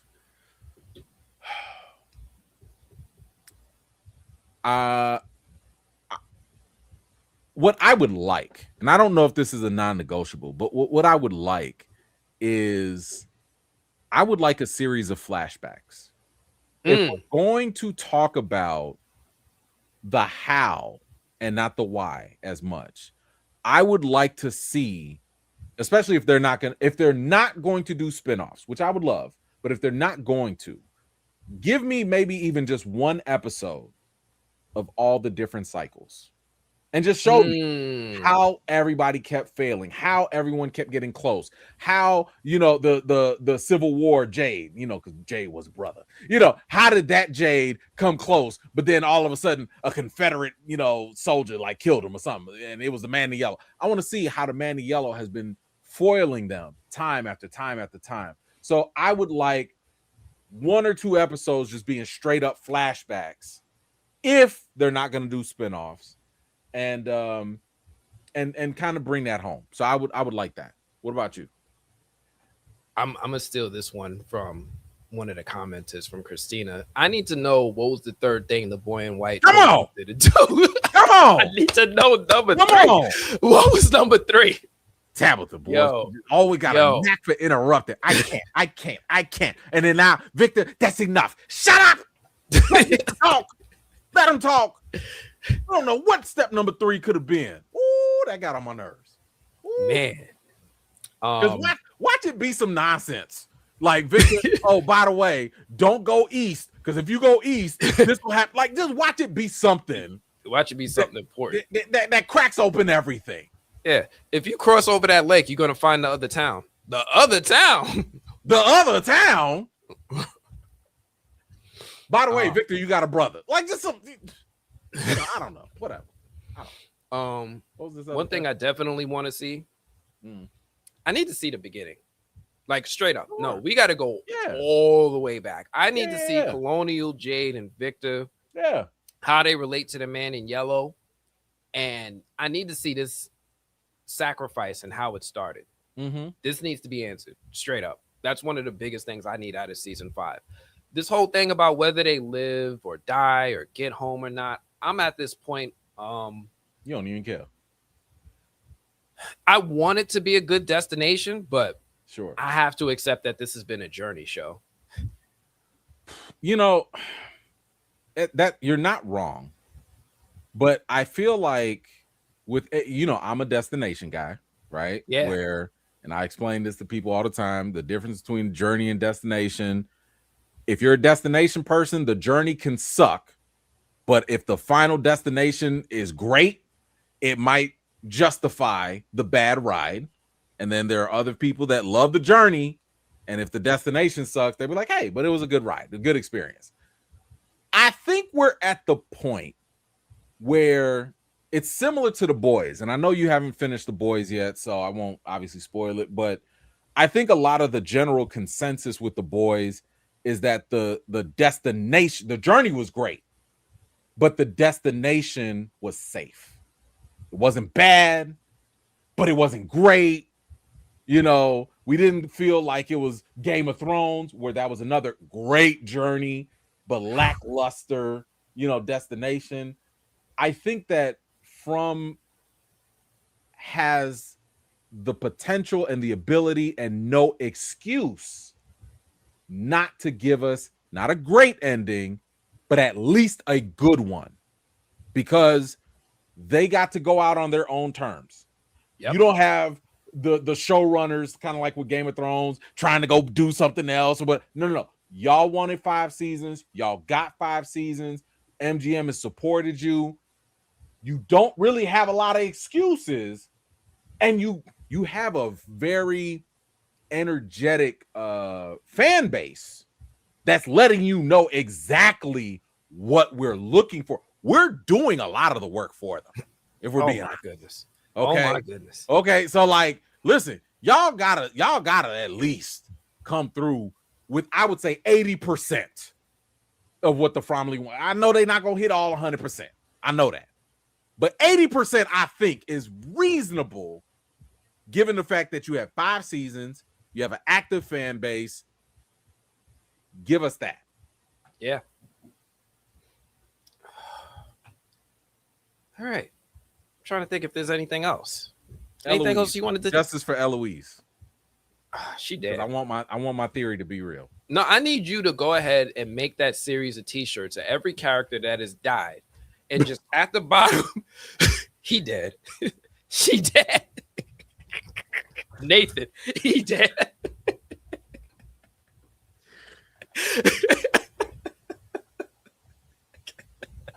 I'll make it for you. Thank you. I'll make it. Thank you. Yeah. Just like you can even like I'll do it Brady Endgame bunch style. them. I'll do No, it Brady Infinity bunch War them style. across the top of the shirt and just be like, they dead. I got you. I got you. I got you. Do you think Donna's a mole? Everybody been asking. Do you think she's a mole? Donna, Tilly, listen, you guys got it right with Clara. All right. She was named. It went over our heads. We should have known better. I know as a film critic, I feel embarrassed for not pointing out Clara to be more than she was. But nah, man. Leave these women alone. No, Donna's not no mole. Tilly's not no mole. From don't care nothing about these women. Have you not seen what they did to Fatima like multiple times? They don't care about these women. Yo, the body violations on out of this crazy. Out of this world. Insane. They made this woman give birth to a monster and then all of a sudden become a monster. Like, they don't care nothing about these women. I was about to make a bad joke. Don't care about your gender. They don't care about your religion. They don't care about nothing. Oh, I'm gonna say that joke for the dark side. I'm gonna say that joke for the darker comedy. Please. don't. My audience is pure. I know. Nice I know. I know. Over here. We don't need all that. You do all that over there. I'm gonna keep the hood over. I'm gonna keep the Bronx in the Bronx. I ain't gonna bring it over. Y'all in the ghetto over there. Y'all, I know. We in the burbs. We in the FROMily burbs. New Compton. Okay. We in the FROMily burbs. So we nice over here. All right. Well, we got an HOA and everything. Jeez, you don't got to do your own law. All right. Listen, man, this has been fun. I really appreciate doing these with you. Thank you so much for coming on the channel. Thank you for sharing me with your audience. I know there's a lot of you who saw me start off and was like, who the hell is this goofy? I'm Anthony. I'm over at the Movie Blog. You can check me out. I'm working with E-Man all the time, but I also have my own thing going on. You might like it. Come on over to the other side. We do good things at the Bronx. We have cookouts too. It's fun. Yes. And of course, if anybody is new here, hi, I'm E-Man. I cover From sometimes. Yes, I am actively in the process of coming up with more videos because I know there's going to be a lot of From withdrawal. We are, so stay on the lookout. I've got some more interviews coming up. I'll be sprinkling them out, for you guys. And I got this one big theory. I think I can explain the trees. I think I can explain the boy in white. And I think I can explain the bones. I think I can explain all of it. So stay tuned, like, subscribe, all that good stuff. And yes, shout out to the FROMily in general, man. Oh, and thank you all who have been giving in the super chats. Listen, I normally highlight you guys. You guys know there's a lot going on tonight with Nathan. I really wanted to keep the momentum moving. I will address all you guys. Thank you all so much. I did see you all. Victor, thank you for joining, becoming a member. DJ Payne, I see you there. Mike Tarns, thank you so much for the $10. Mike, this is one of your people. No, these my people, man. They came through. Yeah, thank you, Mike, coming through. DJ Payne, thank you coming through. Man, you got a good. He's the best. X. Yeah, you know what? I think all of them. I think I might have to owe you. I think I owe you some money, man. All good, brother. You're all good. All right, man. Well, thank you all for coming through. All the super chats, everybody I didn't get to. Thank you all so much.